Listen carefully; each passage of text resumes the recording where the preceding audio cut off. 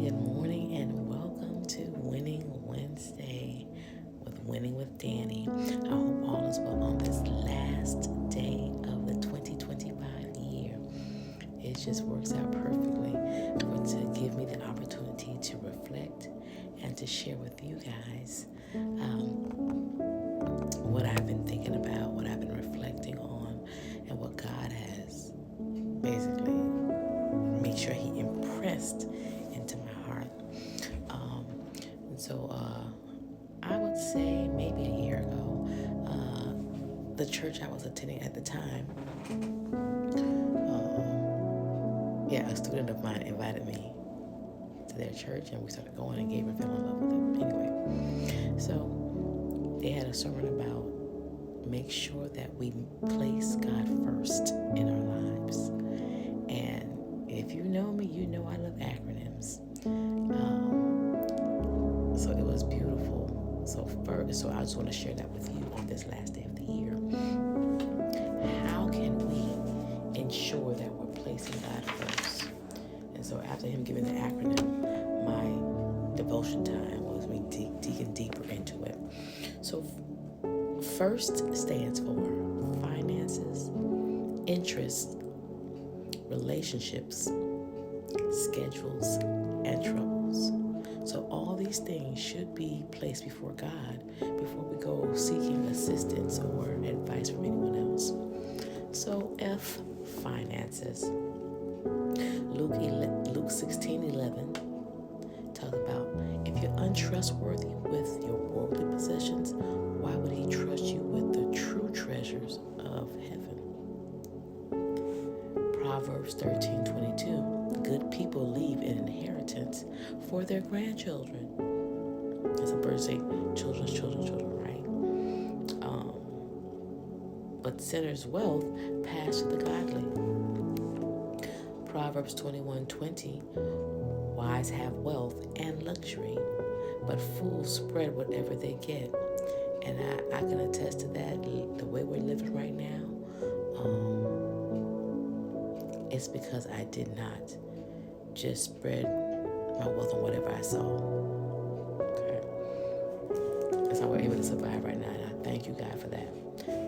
Deuteronomy 16:17 says, all must give as they are able to, right? According to how God has blessed you. And so with your finances, we should be willing to bless other people, especially God, because he is the one who's given it to you. Okay? Then moving on to interest. Interest. It has so many verses, so I'm just going to give you the ones that really stuck out to me. 1 John 2:16. All that is in this world, the lust of the flesh, of the eyes, and pride of life, is not of the Father. So we talk about interest, things that you are into, right? So if it's not aligned with what God is saying, we don't need to be concerned with it. Yes, as humans, it's hard, I understand, because we've been so conditioned to live in sin. But there's more to life than that. Proverbs 16:3-7. Commit to Yah whatever you do, and he will establish your plans. The Lord works everything out in its proper end. Philippians 4:8. Finally, whatever things that are true, noble, just, pure, lovely, and of good report, anything of virtue, anything that's praiseworthy, we should meditate on these things. R, relationships. Now we know that God is love, so the Bible was jam-packed of different ones. And so just for the sake of this time frame that I'm giving here, I'm going to give you the ones that stood out for me. So in relationships, we have to make sure Romans 12:1-2, we present our bodies as a living sacrifice, holy unto him, right? Acceptable to God. And don't be conformed to this world, but be ye transformed by the renewing of your minds. So in relationships, if we don't have a renewed mind, the other party that's involved in a relationship can take over, manipulate, whatever the case may be. So make sure that your mind is strong. That's what the battle is. Where's the next one? Okay. Proverbs 27:17. Iron sharpens iron, so So one person sharpens another. So if you're involved in a relationship that, and when we say relationships, that's an umbrella of friendships, whatever the case may be, working, whatever the case is, okay? If the other person, the other entity is not sharpening you, you gotta step back from that, okay? Learning, all right? 1 Corinthians 6:14, do everything in love. I try to live that way.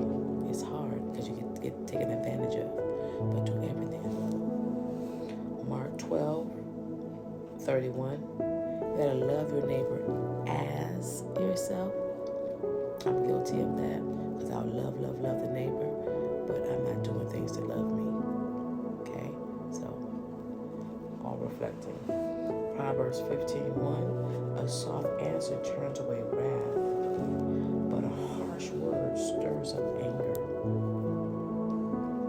Ephesians 5:33, so for people who are probably or actually married, or you're on your journey to be married, just remember these things, that it says that a husband should love his wife as he loves himself. And the wife should respect the husband. And so what I notice happens is in relationships, the males remember that the woman should respect them, but they fail to see that they should be loving us as Christ loves the church. So for example, if a man can spend money I was watching some sermon and he said, how is it that you're married and you're coming out with a 3-piece suit and all your wife has is rags that makes her look like she's a maid? How is that loving her as you love yourself?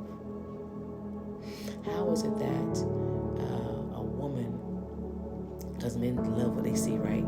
So if you're married to the person and you can set out a budget to do your own hair, but you don't take the time to invest in her looking good, how is that love?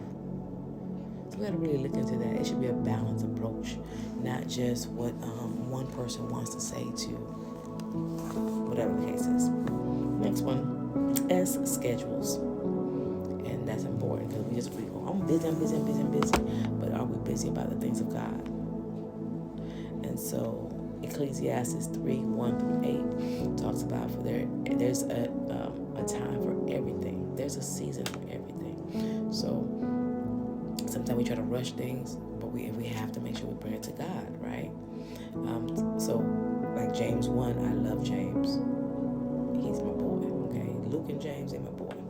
But James, he talks about, okay, if you lack wisdom, ask God. He'll show you how to set up your schedule in the right way. Proverbs 16:9, the heart of a man's plans, they plan their own ways. Okay? They plan their own ways. But God will establish his steps. Psalms 90:12, teach us to number our days that we may get a heart of wisdom. And that's what I want.